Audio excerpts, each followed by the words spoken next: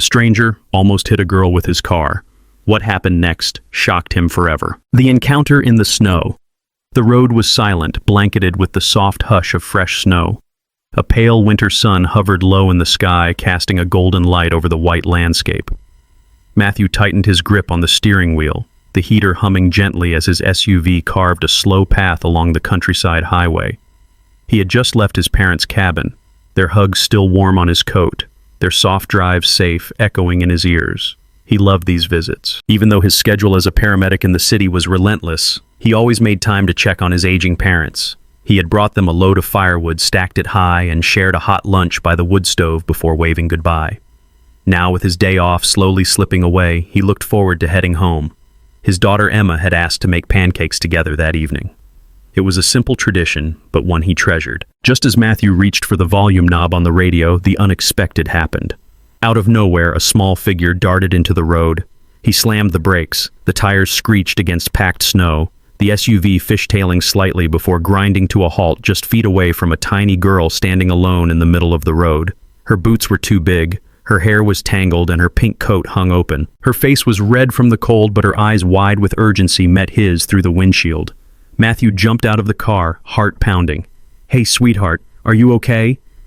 The girl didn't flinch. She stepped toward him and tugged at his coat with frostbitten fingers. "Please, please help. My mommy's in the woods. She's not waking up." His pulse quickened. Without a second thought, he scooped her up into his arms and wrapped her in his jacket. She was ice cold and shivering. Matthew opened the car door, placed her in the front seat, turned the heater on high, and told her gently, "Stay right here. I'll be back. I promise. Just stay warm."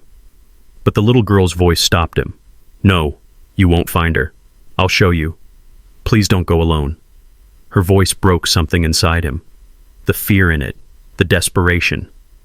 Matthew hesitated, then nodded. "Okay, you lead, but we'll stay together. Stay." With the child's tiny footprints as their only guide, the two trudged through knee-deep snow. Branches scratched against their coats and wind bit at their cheeks. The woods were silent save for the crunch of snow and the girl's soft sniffles. "What's your name?" he asked gently. "Lila," she whispered. "I'm 5.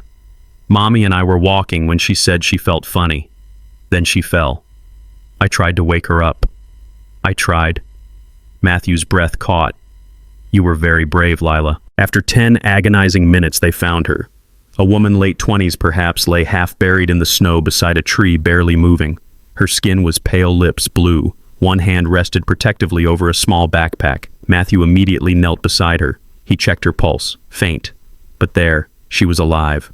"Hypothermia," he muttered, but not too far gone. Using his training, he performed a rapid assessment, then pulled his emergency blanket from the car kit he had grabbed before heading into the woods. Carefully, he wrapped her up, hoisted her into his arms, and turned back to Lila. "Hold onto my coat.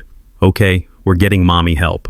It took everything Matthew had to make it back through the snow with a grown woman in his arms and a child at his side, but he did it. He got her into the SUV, turned up the heat, and called dispatch for an ambulance. As they waited, Lila climbed into the back seat, curled up beside her mother, and clutched her hand. "See, Mommy, I told you someone would come." Matthew watched them in the rearview mirror. His heart ached in a way it hadn't in years, not since losing his wife. The silence was thick, filled only with the sound of breathing and the low hum of the heater. When the ambulance arrived, the paramedics took over swiftly. Lila didn't want to let go of her mother, but Matthew reassured her that she could ride along. "She's going to be okay," he told her softly. "You saved her, Lila." The little girl looked up at him, eyes wide and watery. "You did. You're like a superhero." Matthew laughed gently, shaking his head. "No. I'm just someone who's really glad you stepped into that road." As the ambulance pulled away and the snow began to fall again in soft flurries, Matthew stood in the silence watching the taillights disappear. He knew one thing with certainty. This wasn't the end of his story with Lila and her mother. It was just the beginning. A stranger's shelter. The hospital was quiet except for the steady beep of monitors and the rhythmic shuffle of nurses' footsteps. Matthew sat in a plastic chair by the vending machine, still in his snow-dusted boots, hands wrapped around a styrofoam cup of lukewarm coffee. He hadn't meant to stay this long, but he couldn't bring himself to leave, not yet. Through the small glass window of the emergency room bay, he could see Lila sitting beside her mother, still holding her hand. The woman's name was Ava. The nurse had found her ID in the backpack. She carried a worn leather bag containing little more than a half-empty juice box, a change of toddler clothes, and a few crumpled bills. No phone, no medications, no contacts listed. Ava had no wedding ring, no emergency contact. Just Lila and whatever had driven them into those woods. Matthew couldn't stop thinking about it. He'd seen a lot in his years as a paramedic: overdoses, runaways, domestic situations. But there was something different about Ava and Lila. Something unfinished, unspoken. When the attending doctor finally approached him, clipboard in hand, Matthew stood. "She's stable," the doctor said. "Severe hypothermia, mild dehydration, exhaustion. But she's lucky. You got to her just in time." Matthew let out a breath he didn't realize he'd been holding. "She and the girl, do they have anyone?" he asked. The doctor shook his head. "We ran the social data. Nothing came up. No recent address. It looks like they've been off the grid, meaning homeless. Probably, we've contacted social services. If no relative steps forward, the child will be placed into temporary care." That hit Matthew like a punch to the chest. Lila had just saved her mother's life by risking her own, and now she'd be taken away from the only person she knew. After everything. He couldn't accept that. After making sure Ava was still unconscious, Matthew walked into the hallway and crouched beside Lila, who was coloring on a notepad one of the nurses had given her. "Hey, champ," he said softly. She looked up at him with tired eyes, but a hint of a smile. "Is Mommy going to be okay?" she whispered. "She's going to be just fine, thanks to you." Lila looked down, tracing the edge of the paper. "They said I have to go somewhere else tonight, away from Mommy." Matthew's chest tightened. "Yeah, that's what they said." She looked up. "Can I stay with you?" He froze. She said it so plainly, so full of trust. It would have been easier to say no, to explain how complicated that would be, how he was just a stranger who happened to be driving by. But in that moment, looking into her eyes, Matthew couldn't be that stranger. He was a father. He had lost his wife 5 years ago, and since then he had done everything for his daughter Emma. He knew the value of stability, of love, of a warm place to sleep, and Lila had no one but her mother. He made a decision. "I'm not sure how it works," he admitted, "but I'm going to ask the people here if maybe just for a little while you can come stay with me. Would that be okay?" Lila nodded, and for the first time all day she smiled. That night, after navigating a maze of forms, phone calls, and persistent persuasion, Matthew left the hospital not alone but with a sleepy 5-year-old in his back seat, bundled in a too large hoodie from the donation closet and clutching a stuffed animal a nurse had given her. He texted his parents, "Bringing someone home will explain tomorrow," and then another message, this time to his daughter. "Change of plans tonight. Em, we're having pancakes tomorrow instead. There's someone I'd like you to meet." As the SUV rolled down the dark country road, Matthew glanced in the rearview mirror. Lila was already dozing off, her small face illuminated by the soft glow of streetlights. He didn't know what tomorrow would bring. He didn't know Ava's story or how long she'd be in the hospital, but he knew one thing for certain. For now, Lila had a home. And maybe so did Ava. The unfolding past.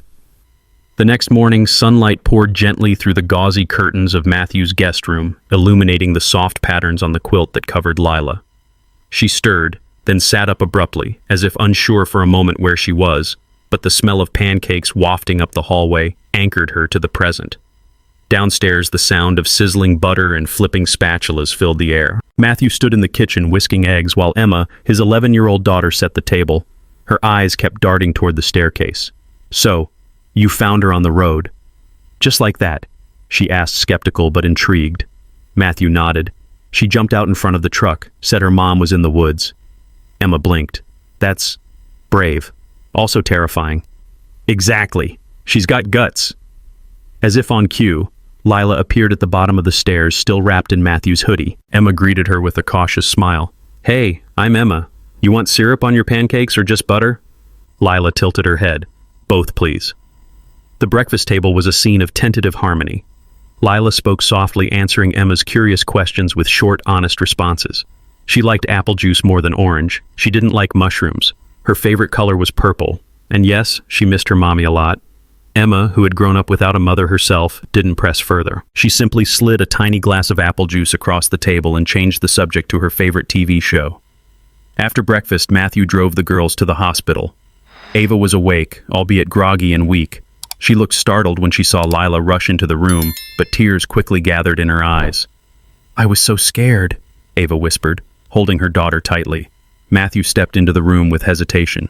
Ava looked at him this time fully aware. The gratitude on her face was unmistakable. "You saved us." "It was Lila," Matthew said simply. "She saved you. I just helped." The social worker assigned to Ava's case, Ms. Harlow, arrived shortly after. She was sharp-eyed, quick-spoken, and professional. She outlined the situation. Ava's condition would require at least another week of observation. There was no fixed address, no income, no next of kin. Technically, the child should enter foster care immediately. "Unless," Matthew interjected, "she stays with me, just until Ava's released." Ms. Harlow raised an eyebrow. "And you are a friend and a certified paramedic. I've already been vetted by the state through my work. That's not the same as being a licensed guardian." "I get that. But I'm also not letting this girl go through the system. If there's another way, I'll do whatever paperwork you need." Ms. Harlow glanced at Ava, who nodded weakly. "Please. He's kind. Lila is happy there. Just a few days." It wasn't protocol. But Ms. Harlow had seen worse situations with far fewer options. After a long pause, she agreed to a temporary placement conditional on Ava's recovery and Matthew's compliance with home visits and safety checks. Back at Matthew's home, life took on a new rhythm. Emma took to Lila with the quiet protectiveness of an older sister. They built pillow forts in the living room, baked messy batches of cookies, and fell asleep watching cartoons. Lila, once shy, now laughed openly. Her eyes sparkled when she told stories about imaginary creatures in the woods, her fingers drawing in the air. But at night, when the lights dimmed and the house fell quiet, the truth crept in. Matthew would sometimes find Lila curled up on the couch, afraid to be alone. Once she wet the bed and cried herself into hiccups. Another night she screamed herself awake from a nightmare. Each time Matthew sat by her side, patient, comforting, never pushing. It wasn't long before he started to wonder about Ava's story. The one she hadn't told Emma, ever perceptive, brought it up one afternoon. "Do you think Lila's mom was running from someone?" Matthew looked up from the toolbox he was organizing. "Why do you say that? She doesn't talk about her dad or where they used to live, and Lila said they slept in a tent sometimes." He nodded slowly. "Yeah, I've been wondering the same thing." That evening, Matthew visited Ava again. This time she looked stronger, more alert. He brought her a smoothie and sat beside her without speaking. "You want to know, don't you?" she said after a long silence. He looked at her. "Only if you want to tell me." Ava stared at her hands. Her fingers were calloused, the nails ragged. "We were living in a shelter 3 towns over. I had a job at a diner cleaning tables. Then one night my ex found us Lila's father." Matthew's chest tightened.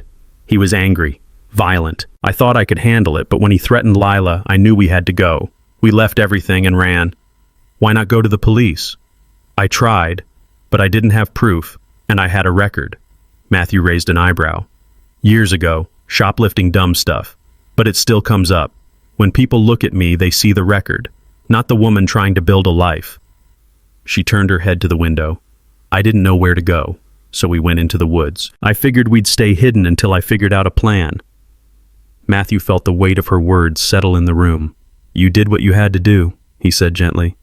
Ava's eyes brimmed. "I didn't want her to be scared, but she was. I was. And when I got sick, I thought I was dying." He reached out, gently touching her arm. "You're not alone anymore." In the following days, with the help of Ms. Harlow, Ava began the process of applying for transitional housing and a job placement program. It was still uphill, but for the first time in months, she had help. And Lila, she began to flourish. At night, she drew pictures of trees, stars, and a house with 3 smiling faces. When Matthew asked who they were, she pointed and said, "That's Mommy. That's me. That's you." He swallowed hard, hugging her close. One evening, Emma and Lila put on a little play in the living room. A story about a little bird who got lost and was saved by a bear with a big heart. When the play ended, Lila turned to Matthew. "You're the bear, you know." Matthew smiled. "I thought I was the bird." She giggled. "No, you're strong. You protect," Emma added. "Also, you growl when you're hungry." They laughed. As the snow melted outside and the days grew longer, Matthew couldn't help but feel something changing, not just in his house, but in himself.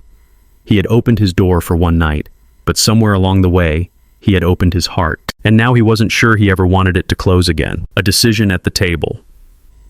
The kitchen was warm and full of small, comforting sounds, clinking forks, distant laughter from the living room, the rhythmic tick of the old clock above the pantry. It was a simple dinner, roasted chicken, mashed potatoes, and green beans, but it felt like more. It felt like a pause in the storm. Matthew sat at the head of the table watching as Lila chatted quietly with Emma, who helped her slice a piece of chicken. Ava sat beside him, her hair pulled back loosely, a faint scar still healing above her temple. She had regained some color in her face, and a softness had returned to her voice in recent days. Still, there was an undercurrent of tension, like everyone at the table knew something was coming, but no one wanted to be the first to say it, until Emma did. "So," she began, eyes flicking between her dad and Ava. "What happens next?" Lila froze her fork halfway to her mouth. Ava's smile faltered. Matthew set down his glass. No one answered right away. "I mean, are you guys gonna live here?" Emma asked, trying to sound casual, but her voice wavered. "Or go somewhere else?" Ava looked down at her plate, pushing a pea with the edge of her fork. Lila's eyes turned to Matthew. "Do we have to leave?" she asked. Matthew took a slow breath. This was the moment he'd been wrestling with for days. The visits to the hospital, the paperwork, the threats from Ava's ex, the laughter echoing through his house like it hadn't in years. And now this fragile little family pieced together by chance sat waiting for his answer. He met Ava's eyes. "I think, that depends," he said. "On what?" Ava asked softly. "On what you want, what we want, and what's best for Lila." Lila's tiny voice broke the silence. "I want to stay." Emma smiled faintly. Ava reached for her daughter's hand, brushing her thumb across Lila's knuckles. "I want what's best for you," she said. "But what if this is best?" Lila asked. "We're not cold. I don't get scared at night, and you're not sick anymore." Ava looked up at Matthew, then over to Emma, who nodded in quiet agreement. "We like her," Emma said simply. Matthew laughed gently, wiping his mouth with a napkin. "Okay then, let's talk about this for real." The conversation that followed stretched long into the evening. Ava explained that she'd been approved for transitional housing, a program that would provide her a small apartment and job training for 6 months. It was a start, but it was also 2 towns over, and she wasn't sure how to juggle that with parenting and rebuilding her life. "I don't want to feel like I'm failing her again," she said, eyes moist. "But I'm scared. If I mess this up, we lose everything." Matthew leaned forward. "You're not alone this time. You don't have to do it all at once." Ava looked at him, searching his face for doubt. "There wasn't any," he continued. "What if we figure out something that gives you space to grow but keeps Lila grounded? Even if it's temporary. You're saying I'd move out, and she stays here. I'm saying we find a plan, one that makes sense, one that's built on trust, not fear." There was silence for a long moment. Then Ava whispered, "Would you really do that? Keep her here, like your own." Matthew looked at Lila, who was now nestled against Emma on the couch, drawing hearts and stars in her notebook. "I already do," he said. The following week was filled with meetings. Ms. Harlow from Child Services, Ava's case manager, and a local family lawyer willing to help pro bono. Every decision was deliberate, discussed, signed, and rechecked. Ava would officially enter the housing program, while temporary guardianship of Lila would be transferred to Matthew for 6 months. Not a foster arrangement, Ms. Harlow explained, but a kinship-style agreement based on Ava's full consent. Ava nodded without hesitation. "I'm not giving her up," she said. "Just giving her what I can't give yet." At home, the transition was gentle. Ava moved into her apartment with a small bag and a borrowed mattress. Emma helped her decorate with old picture frames and fresh flowers. Lila visited every weekend. They called every night. And in between, Ava poured herself into healing, attending therapy, applying for a server position at a cafe, and building a routine that gave her structure for the first time in years. One night she messaged Matthew. "I've never felt this steady before. I don't know how to say thank you without sounding like a Hallmark card," he replied simply. "Just be okay. That's all I want." By early spring, the snow had melted into soft puddles along the sidewalks, and Lila's laughter had become a daily melody in Matthew's home. She and Emma had started a sisters club, complete with secret handshakes and matching beaded bracelets. On Saturday mornings, they made pancakes and danced in their pajamas. On Sundays, they visited Ava and brought home leftover cookies from the cafe. One afternoon, Matthew was cleaning the garage when he found a small box tucked behind an old trunk. Inside were keepsakes from his wife, photos, letters, a pressed flower from their wedding. He sat on the cold concrete floor for a long time holding a picture of her laughing in the sun. When Emma found him, she didn't say anything. She just sat beside him picking up one of the letters. "I miss her too," she said. Matthew nodded. "You think she'd be okay with all this?" Emma didn't hesitate. "I think she'd love it, while Ava us." Later that night, as the girls were watching a movie, Ava called. Her voice was full of excitement. "I got the job," she said, "part-time to start. But it's a step." "That's amazing," Matthew replied. "And I'm thinking about school. Maybe online classes, something stable, office work, maybe. I think you'd be great at that." Ava hesitated. "Do you think Lila's happy?" He looked into the living room where Lila and Emma were curled under a blanket giggling at something on the screen. "She is, and she misses you every day. But she's not afraid anymore." Ava exhaled. "That's all I wanted." It was late April when the storm rolled in. The wind howled against the windows, rain slammed against the roof. Power flickered. Matthew lit candles while the girls gathered in the living room, turning the whole house into a glowing cave of blankets and stories. But around midnight there was a knock at the door. It was Ava. Her face was soaked, eyes wide. "He's back," she said breathlessly. "He found the apartment I ran. I didn't know where else to go." Matthew pulled her inside, locked the door behind her, and wrapped a blanket around her shoulders. "Where's Lila?" Ava asked urgently. "She's asleep. Safe." Ava's breath shuddered. He said he'd take her. Matthew's jaw tightened. "He won't. I promise you. Not now. Not ever." He called the police, filed a report. The restraining order would be reissued. Stronger, he added. Extra locks, set up cameras, took time off work. They weren't just dealing with trauma anymore. They were building defense. They were a unit. When Ava woke up the next morning, the first thing she saw was Lila asleep beside her, hand resting on her mother's chest. The second thing she saw was a sticky note on the bedside table in Matthew's handwriting. "You're not running anymore. You're home. A mother's promise." The morning after the storm carried a quiet stillness that felt almost sacred. The rain had passed, but its mark lingered. Leaves scattered across the porch puddles, stretching like mirrors across the driveway, and a damp chill clinging to the walls of the house.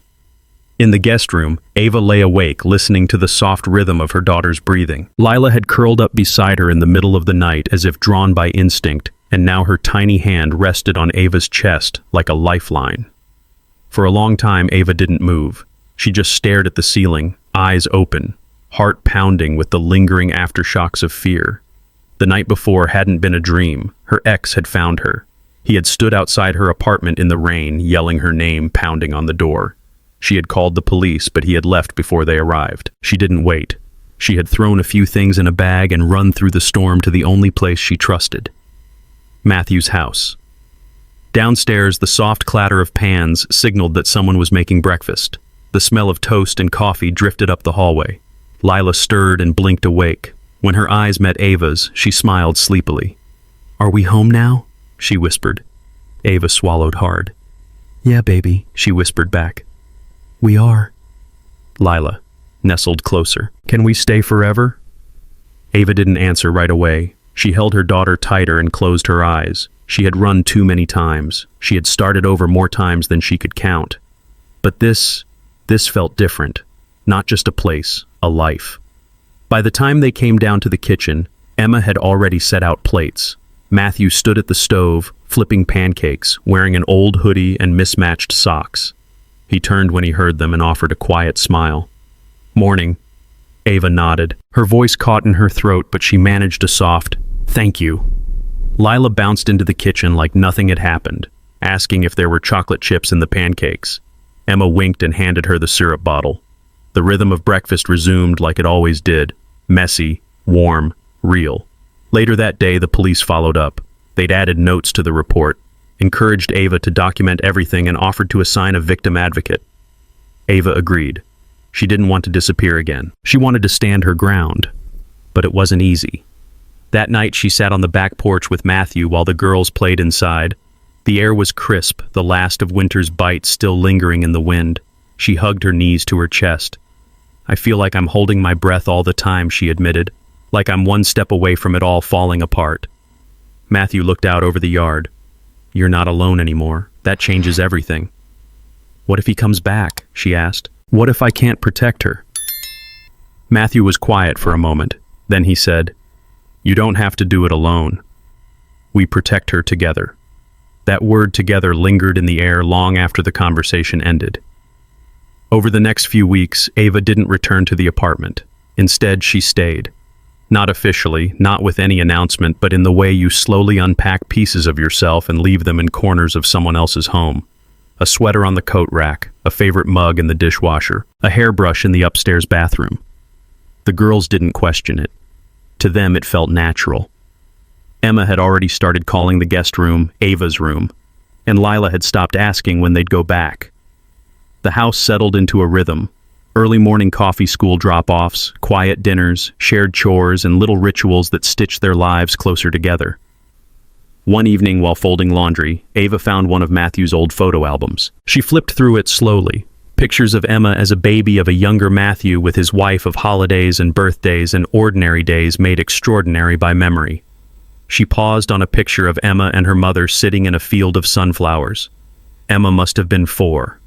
They were both laughing. There was no caption. Ava closed the album gently and placed it back where she found it. That night she knocked on Matthew's door. "Can I ask you something personal?" she said. He looked up from his book. "Sure. Do you ever feel guilty for moving forward?" He was quiet for a long time. Then he said, "Sometimes. But I also know she'd want us to be happy, not just surviving, really living." Ava nodded slowly. "I think I'm still learning what that means." Spring deepened, and with it came small but powerful changes. Ava began volunteering at a local women's shelter, helping others navigate the same storm she had barely escaped. She enrolled in a part-time online course, Business Fundamentals, and passed her first quiz with a perfect score. Lila started sleeping through the night more often, her nightmares fewer and farther between. Emma began opening up in ways she hadn't before, talking about her mother, sharing memories that once felt too fragile to voice. And Matthew. He found himself smiling more, laughing, dreaming again. One afternoon, while planting herbs in the backyard with the girls, he looked over at Ava, who was untangling weeds with dirt-stained gloves and a determined frown. He felt something he hadn't felt in years. Hope. Not just for her, for all of them. But healing isn't linear, and neither is love. One evening, as they sat around the fire pit roasting marshmallows, Lila asked, "Will we always live here now?" Ava hesitated. "I don't know, sweetheart. I want us to. I want this to be our forever house." Matthew caught Ava's eye, silently asking if she wanted him to step in. She shook her head. "Forever is a big word," she said gently. "But I do know that we're safe here, and safe is a good start." Lila looked down at her sticky fingers. "I like it better than the woods." Emma reached over and handed her a wet wipe. "Me too." The next day, Ava made an appointment with a trauma counselor. Not for Lila. For herself. The past still lived inside her, but she was tired of it writing her future. She began journaling, working through the shame, the fear, the misplaced blame.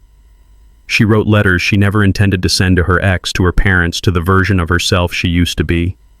She cried. She yelled. She forgave. Slowly. One night after the girls had gone to bed, Ava found Matthew on the porch again.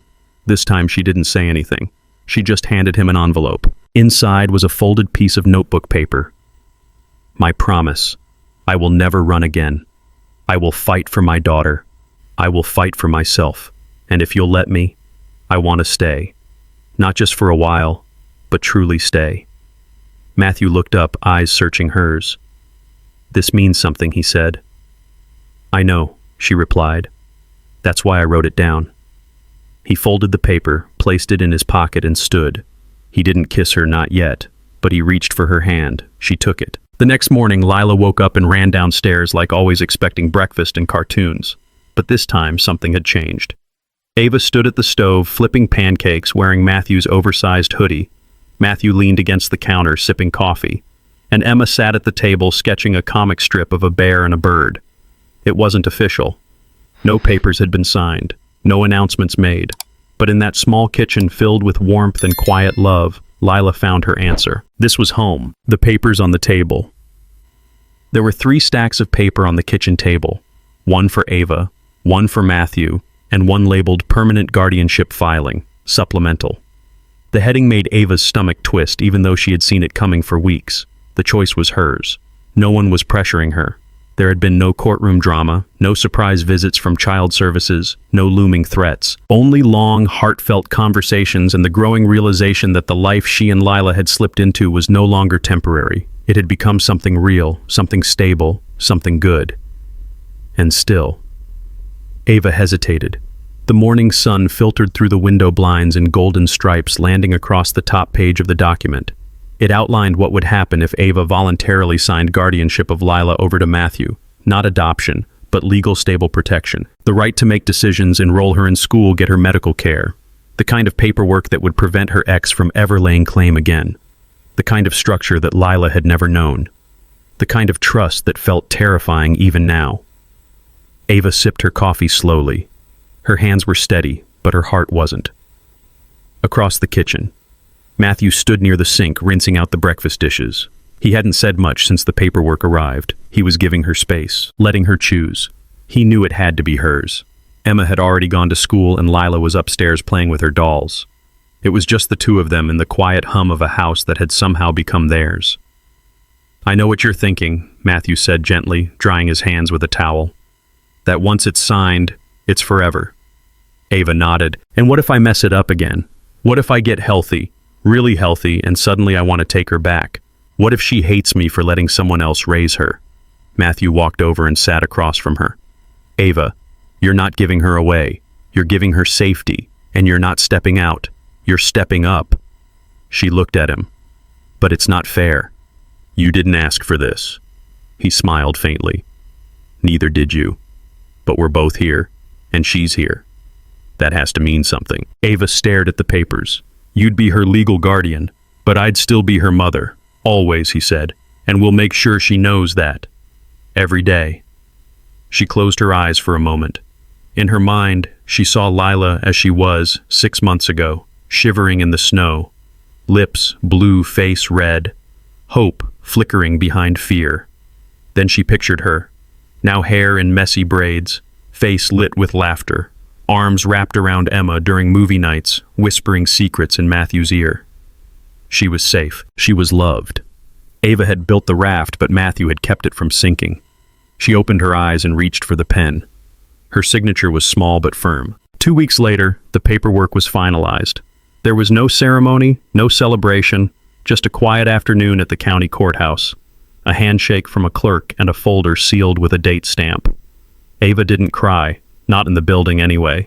But when they got back to the car and Matthew handed her a coffee from the drive-thru, she stared at him for a long time before speaking. "Thank you for making me feel like I didn't fail." "You didn't," he said. "You gave her everything you could, and now we're just giving her more." Together. The words still held power. Together. That night, Lila asked what the court visit had been for Ava, knelt beside her and explained carefully, gently, that it was a way to make sure she'd never be taken away again, that Matthew now had the same right to keep her safe as Ava did. "So you're both my parents now?" Lila asked, blinking. Matthew, who had been standing in the doorway, looked to Ava, unsure what to say. But Ava just smiled. "We're your team," she said. "And teams don't let each other go," Lila beamed. "Like superheroes," Matthew laughed. "Exactly." In the months that followed, life began to settle into something that felt not just livable but joyful. Ava continued her volunteer work and was eventually hired part-time as a case coordinator for the shelter. She began speaking at meetings quietly at first, but with growing confidence. She told her story not with shame, but with strength. Women came up to her afterward, some crying, some silent, and thanked her for saying what they couldn't. Emma started middle school that fall and grew into a fiercely protective older sister. She taught Lila how to ride a bike, how to braid her hair, and how to stand up to playground bullies. They fought sometimes over toys, over snacks, over who got to hold the remote, but it was the kind of fighting that only happens between people who know they're not going anywhere. And Lila, she flourished. She joined the school's art club. She told anyone who would listen that she had 2 houses, 2 parents, and a big sister who could beat up anyone. She still had bad dreams sometimes. She still flinched at loud noises. But she always came running back to the safety of arms that would never let her fall. One Sunday afternoon, while cleaning out the garage, Matthew found an old wooden cradle wrapped in plastic. It had belonged to Emma as a baby. He hadn't touched it in years. He almost put it aside to donate, but then paused. That night, he asked Ava a question he hadn't expected to hear himself say. "Would you ever want another child?" Ava looked at him stunned. "With me." He shrugged, but his eyes were serious. "With us. Maybe not now, maybe not for a while, but someday." She looked around the house, the fridge covered in drawings, the couch with mismatched pillows, the stack of library books on the stairs, and the sound of laughter floating down from the girls' room. "Yes," she said quietly. "Someday." He smiled. Someday. That winter snow returned, thick, slow flakes falling in silence, blanketing the yard just like it had a year ago. On the anniversary of the day, Matthew had found Lila in the road. They lit a small candle by the front porch and watched it glow against the snow. No speeches, no ceremony, just quiet remembrance of a moment that had changed everything. As they stood there, Lila tugged on Ava's sleeve. "Can we make pancakes tomorrow?" Ava laughed. Always inside the house, the fire crackled. Emma had already queued up their favorite movie, the one they never finished because they always fell asleep halfway through. Matthew looked at the girls, then at Ava, and felt something settle deep in his chest. Something like peace, like purpose, like home. They went inside together, closing the door against the cold. And in the soft warmth of that living room, wrapped in blankets and the arms of the people they had chosen and who had chosen them in return, a family continued to grow not by blood, but by love. A winter of new roots. The snow kept falling for days. Not heavy storms like the year before, but soft, persistent flurries that blanketed the world in a kind of quiet grace. It was the kind of winter that made everything feel slower, more deliberate. Inside Matthew's home, the walls pulsed with the low hum of life. Pots simmered on the stove. Laughter floated down the hallway. Boots lined up neatly by the front door. In every room there was evidence of roots growing deeper. It had been over a year since the day Matthew almost hit Lila on that snowy road. Sometimes it still didn't feel real. That moment, frozen in time, full of terror and purpose, had been the beginning of everything. And now here they were, no longer strangers, no longer temporary, just a family doing their best, one day at a time. Emma was the first to mention it. "We should celebrate," she said one evening, curled up on the couch beside Ava while Lila colored at the coffee table. "Like actually celebrate an anniversary or something?" "Of what?" Ava asked, smiling. Emma looked at Lila. "Of the day she found us." Lila perked up. "We did find each other, didn't we?" Matthew glanced up from the dining room where he was sorting mail. "We really did. So they planned it. Nothing fancy. Just a day together full of the little things that had become precious to them. Pancakes in the morning, a visit to the park with hot cocoa, and a movie night with homemade popcorn and fairy lights strung across the living room. But more than that, it became a day of remembering. Not just the hard beginning, but how far they'd come. That morning, Ava woke up early and wrote a letter. She didn't tell anyone. She folded it neatly, placed it in an envelope, and tucked it inside the box where she kept her journal. It wasn't a letter to Matthew or Lila or even her past self. It was to the version of her that had been ready to give up in those woods. She needed to say goodbye to that woman, to thank her for holding on just long enough to be found. Downstairs, the kitchen was already warm with the smell of maple syrup and butter. Matthew flipped pancakes with practiced ease while Lila danced around in her pajamas singing a made-up song about snowflakes and syrup. Emma rolled her eyes but couldn't hide her smile. Ava leaned against the doorframe watching them for a moment. She had been a guest in this house once, a scared, broken woman with nothing but a bag and a daughter. Now she was part of it. She still hadn't said the word home out loud, but it lived on her tongue every day. After breakfast, they bundled up and headed to the park. The snow was soft, the sky bright, and Lila's giggles echoed as she and Emma built a lopsided snow bear that Matthew insisted looked like him. Ava took pictures on her phone, not just to capture the moment, but to remind herself, "This is real. This is yours. You built this piece by piece." Later, after lunch and cocoa and rosy cheeks, they returned home. While the girls curled up with a movie, Ava and Matthew stepped out onto the porch. The sun was low, casting long shadows across the snow-covered yard. "I've been thinking," Ava said, tucking her hands into her coat. "About the future." Matthew raised an eyebrow. "That's a big thought." She smiled. I used to be afraid of thinking that far ahead. Everything felt like survival. Just one more hour, one more day. But now, I want to plan. I want to dream. He leaned against the railing. I want that for you. For us. She hesitated, then said it. I don't want to be a guest here anymore. Matthew turned. You're not, officially. Not just for Lila. For me, I want to contribute more. I want to stay. Really stay. His eyes softened. You've been part of this family for a long time, Ava. We just never put it into words. Well, she said with a soft laugh, maybe it's time we start. That night, as the girls fell asleep beneath the glow of fairy lights, Matthew and Ava sat at the kitchen table. Not with legal forms this time, or fear, or uncertainty, just cups of tea and a calendar. They talked about next steps, about jobs, finances, school schedules, about what it would look like if Ava moved in fully, not as a guest but as a partner, not just co-parenting but co-creating. They didn't rush anything. They didn't need to. But something shifted that night. A quiet agreement, a shared breath, a recognition that love doesn't always arrive with fireworks. It often sneaks in during dishes and bedtime stories and late-night porch talks. The next morning, Lila found a note on the fridge. This house runs on pancakes, second chances, and a whole lot of love. She read it aloud, then turned to Emma. Did you write that? Emma shook her head. Nope, sounds like Dad. Matthew raised his hand sheepishly. Guilty. Lila giggled and grabbed a marker. She added 3 hearts and a smiley face.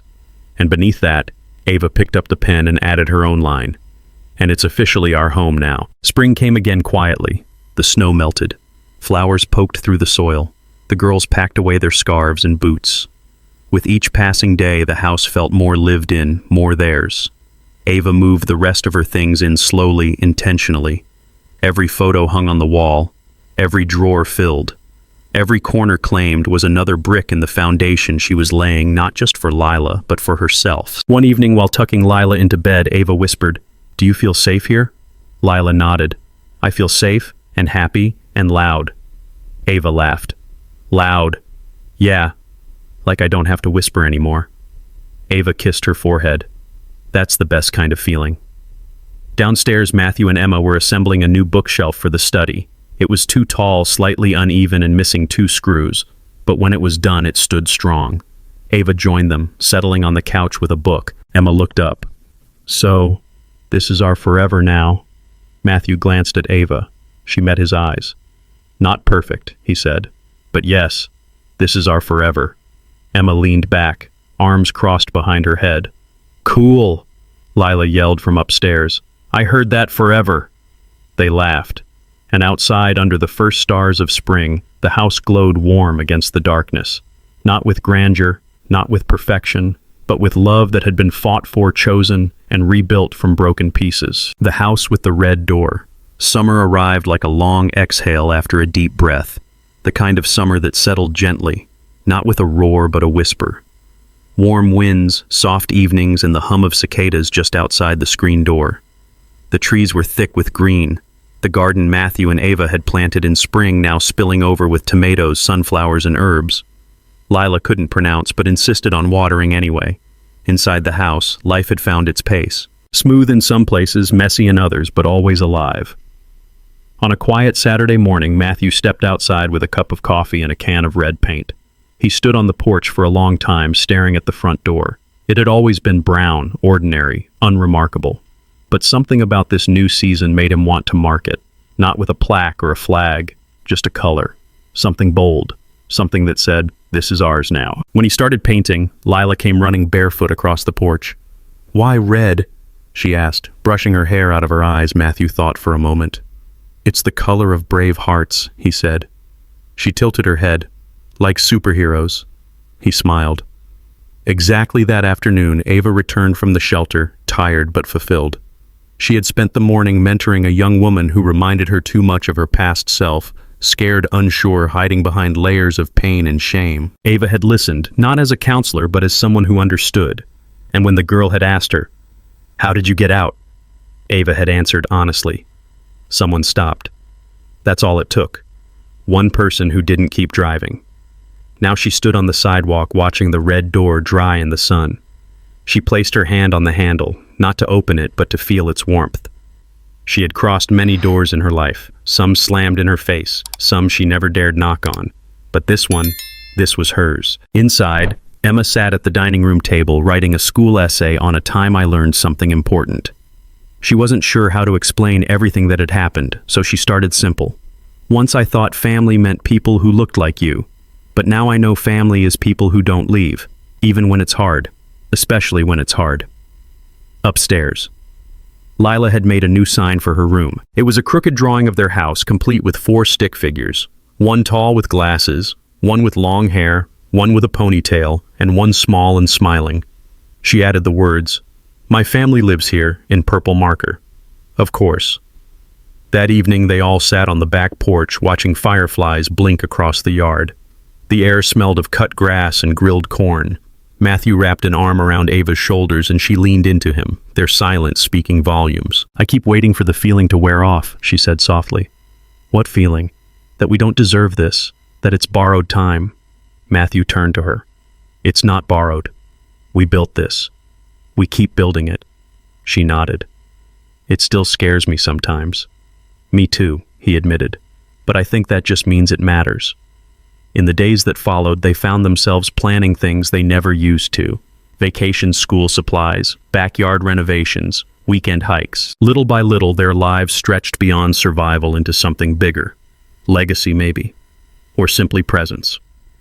One morning, Lila came into the kitchen holding a flyer from school. "There's a family picnic," she said. "Everyone's supposed to bring their favorite dish and their family." Matthew looked up from the newspaper. "You want to go?" Lila nodded. "Can we make the noodles with the cheesy stuff again?" Emma groaned from the hallway. "Only if you promise not to spill it this time." Lila stuck out her tongue. "I was 5. You're 6 now. Practically ancient." They both laughed. Ava stepped in, brushing flour off her shirt. "We'll bring the noodles, and maybe that lemon cake." On the day of the picnic, they laid out a blanket under a big oak tree. The air buzzed with laughter music and the distant squeals of children chasing bubbles. Other families wandered by, offering hellos, sharing recipes, exchanging stories. And when someone asked who they were, Ava simply said, "We're the family with the red door." It became a thing after that. When people came over, Lila would say, "Just look for the house with the red door." Teachers remembered them. Neighbors started calling it the brave door. And inside, life kept unfolding: dinners, homework, battles, bedtime stories, disagreements, and forgiveness. So much forgiveness. One night, Ava received a letter. It was from her ex, from prison. It was short, apologetic, blaming no one, asking for nothing. She stared at it for a long time, unsure whether to respond. In the end, she placed it in the same box that held the first letter she'd written to herself, the one from the woods, her past not erased, but shelved. She sat outside that night watching the red door glow in the porch light. When Matthew came out, she took his hand.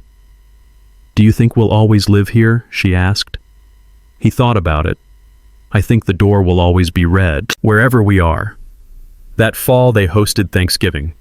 Matthew's parents came bringing homemade pies and stories about when he was little. Emma invited a friend from school who had nowhere else to go.